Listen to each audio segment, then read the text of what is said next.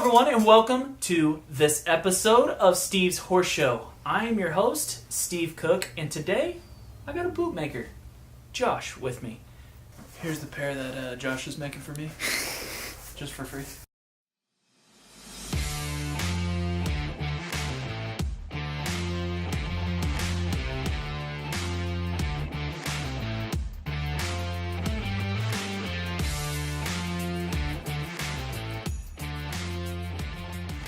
This is one of the most unique episodes that hopefully you'll have seen on my channel. Josh walked us through the ins and outs of all of his custom boot making that he does. Works a lot out of his house, but he also works downtown here. And so that's where we're at today, downtown Oklahoma City. And he's showing us how he does a custom boot from start to finish. First off, you're just telling us, how did you get started doing this? I guess, why did you get started doing this? Again, you were around boots already. Yeah, I know this is Steve's Horse Show, but unfortunately I don't really come from a big horse background. I mean, my family's had cattle and stuff, but not really into horses a whole lot. Let's just scrap this episode. Yeah. No, I've just always loved boots. Footwear in general. And being able to design something yourself and then kind of create it and make it come to life, you know, something. You get to take all that stuff that's floating around your head and finally put it down on paper and see what it's going to look like. But even if, my big thing is, even if a boot was just a plain brown boot, no stitching on the top, nothing. Like from Walmart. It should have a certain shape to it. You know, the heel should have a certain shape. It should just set a certain way. I don't know. I still have yet to be able to put that into words, what it should look like. But man, if you look at a bunch of the old boots from like the 40s and stuff, you know, those old Pee-wees with the short tops, I don't know, that was just such to me, a pretty looking boot. Every line of it, you know, through the arch, the heel. I don't know, they just had a really, really cool shape. With all those old boots that like Gene Autry used to wear and stuff. That's the kind of stuff that I really like to make. It doesn't matter what the finished product looks like. It could be the most beautiful boot in the world. If it doesn't fit, nobody's going to wear it. So is that kind of the main part of why you like the custom part is for comfort? Yes.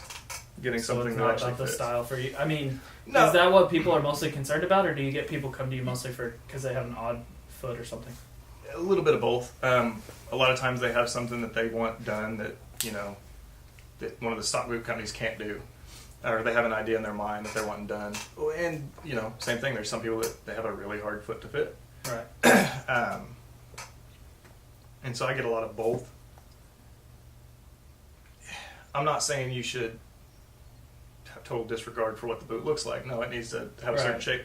But there's that balance of fitting somebody's foot and making it look good. Take me a brief summary, start to finish. Somebody comes, you say, okay, first thing, you do the fit. You print their foot, you do the outline that you were just showing us on the papers, then you start with the style. After that, you go with what kind of material, what kind of style, and stuff like that. Once we get the fit down, it's pretty much they've got free range to pick whatever they want. Okay. Within reason. Right. You know?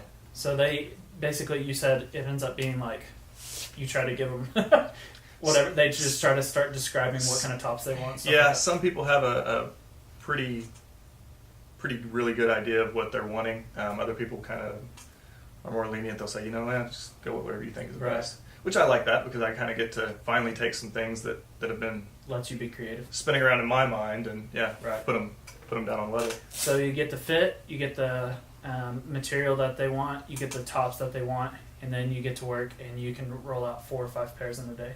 I wish. Man, it takes you, how long did you say? Typically about 40 hours, 40 to 45 hours to make a basic pair. Okay. And then, so you start with this deal here, right?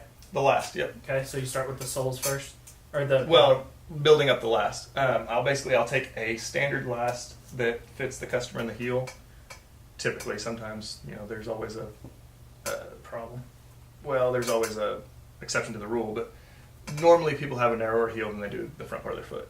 And so I'll get a last based on the length and the heel measurement, and then I will build out the front part of the boot to their measurements, how they like them to fit, toe shape, that thing.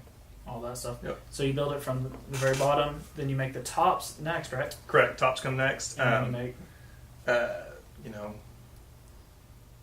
Cutting out all your top pieces, getting everything skived, putting it all together, then start stitching the tops. Usually I'll have the vamps crimped and drying at that point so that, You have to explain what that is. vamps is actually just the blocker piece, Gotcha. the actual foot part.